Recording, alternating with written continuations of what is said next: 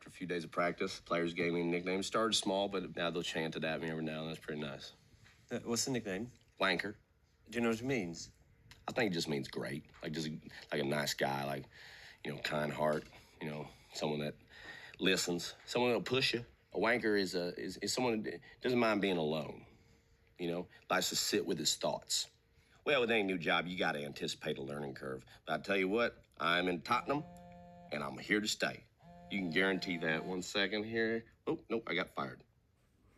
I wanted to call this Wank-A-Mole. It is a whack-a-mole, number 161. But the term wanker has been in my vocabulary since my first trip to England in 1978. So I've been saying it a long time. I know some of my UK viewers think it rather jarring when they hear an American say the word wanker. But I love it. It's a great word, right? It's a great word, as you saw at the beginning of this. Now, from the beginning to the end of this video, you'll see something that, it didn't just occur to me, but I was reminded. In the UK, they don't really say wanker. They say wanka, wanka, like Wonka with an A, wanka. There's an ER there. And I thought the British have mastered the English language since they invented it. But it takes the Americans to pronounce the ER, wanker, wanker, not wanka, wanka. Anyway, whack-a-mole. I'm going to try something different. I have no idea if this is working. I'm going to do 5 records, but I'm going to only showcase the first 5 that are British, or, basically, let's say a British or British colony, okay? I'll pass on the ones that are not. So let's see if this works. Who knows? I may be going through a lot of records until I get to those 5 from the United Kingdom, Ireland, Australia. Does Canada count? You know what I'm talking about. Is Jamaica? No. Anyway, we'll see how it goes, right? Okay. We'll start with 5 and see how that works. 1. Now I could cheat and go face forward here into the Beatles section, but that's kind of cheating. 3, 4, 5. Let's see if I can do this. Let's see how fast I can do this. Los Lobos, that's certainly not British. That is Tejana, it's American, Mexican heritage. So we're skipping that. Josh White, Country Blues. I'm skipping that. Tanya Tucker. We're going all American country, man, and rootsy. Okay, Australia, Nick Cave. Oh, okay. So we got 2 out of the first 5. This is my all-time favorite Nick Cave album from Australia. Nick Cave. This is his most beautiful record. It's dark, it's moody, it's sexual, it's religious, it's spiritual, and it's just a really beautiful album, mostly piano-based. It's Nick Cave and the Bad Seeds, The Boatman's Call. It's intimate, it's dark, and it's just a lovely, lovely record. Green Eyes, I have beautiful green eyes, so this song, Green Eyes. Black Hair is a beautiful. The opening track, Into My Arms, it was about ghosts and death. Lime Tree and Arbor, People Ain't No Good. That's pretty much where we are in the world right now. There Is a Kingdom, Idiot Prayer, Green Eyes, I said West Country Girl. Okay, this is my number 1 album by Nick Cave. Okay, PJ Harvey, singer-songwriter, but in that post-punk, in a folksy punk. I love PJ Harvey. I don't know what to say about here. I don't know what number this is. Who the fuck is on here again? Didn't she did an album with Nick Cave, or not an album, they'd recorded together. But I am all in. They've done a great reissue program on PJ Harvey. She has a new album coming out There's that wonderful box set that came out recently of outtakes, alternatives, but the reissue program was great. I saw her once, probably in the 2000s or so.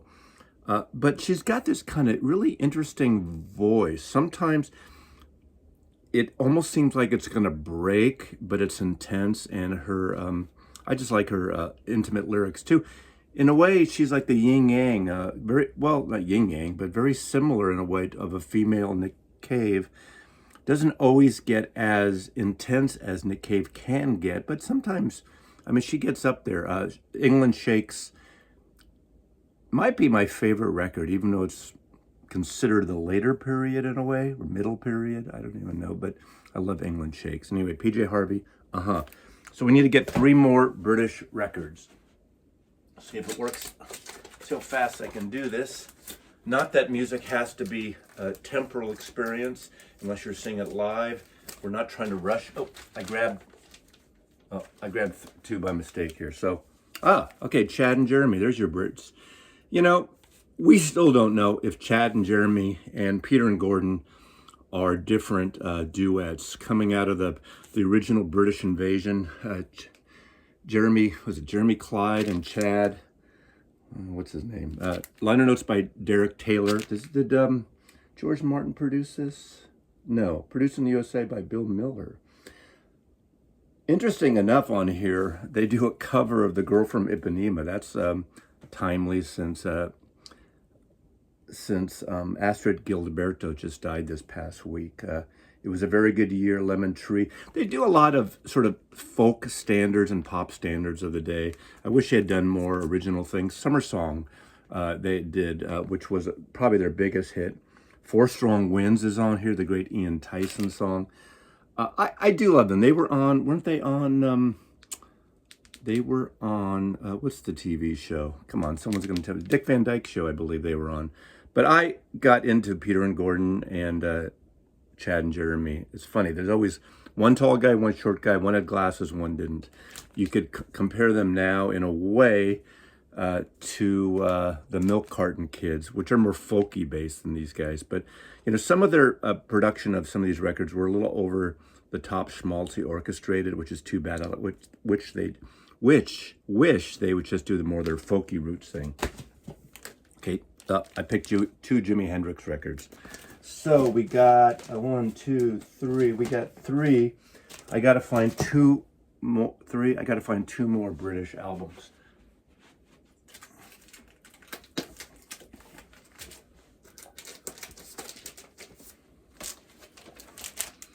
Bob Dylan certainly is not British, but he's not. Well, okay, Scottish. Okay, we got Belle and Sebastian, Tiger Milk. Originally, they started, I think, as an art school project, and they started making these sort of independent records, and it caught on. And my favorite album of theirs, of course, I'm pivoting again here, Boy with the Arab Strap, but Tiger Milk is probably close behind that. This is their very first album, their debut, and again, let's take it out. Let's see this a little closer there. This is the first record. It even says right there. That's not cheating.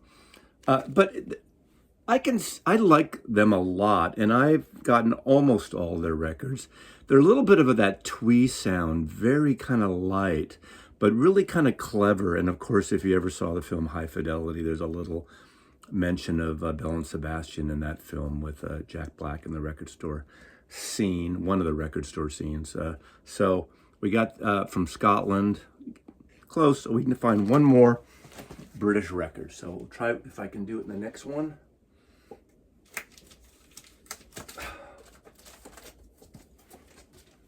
That was faster than I expected. I have a lot of British music in my collection. Strange Ways, Here We Come. Isn't this the last official studio album of the Smiths? And I don't see a lot of people placing this like in their top Smiths album, although this is an amazing album. One of my favorite songs on this is Paint a Vulgar Picture, which is a really good sort of stab at the record industry, the music industry, at the record company meeting You know, talk about dead stars, repackage, add an extra track, which is what it's all about. It always has been like that, at least in modern record days from the 70s on, greatest hits. You put that greatest hits out with one track, so the fans have to buy that entire fucking record for that one song.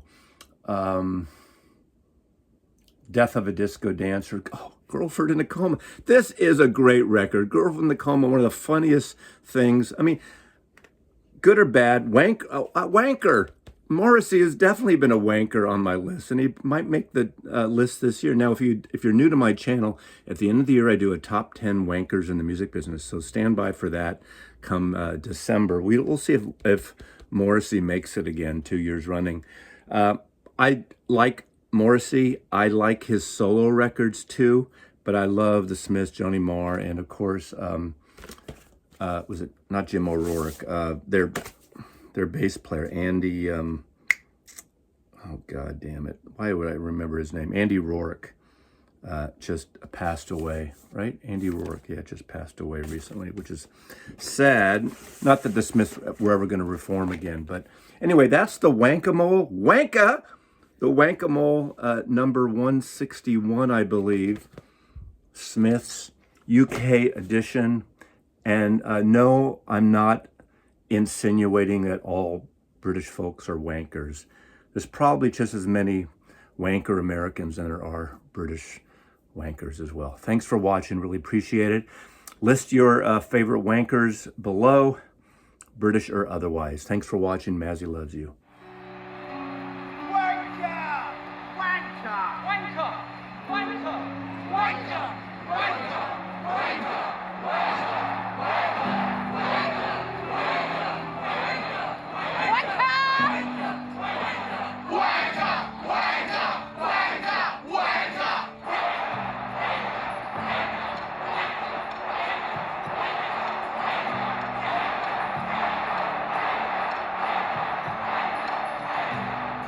And the game goes on.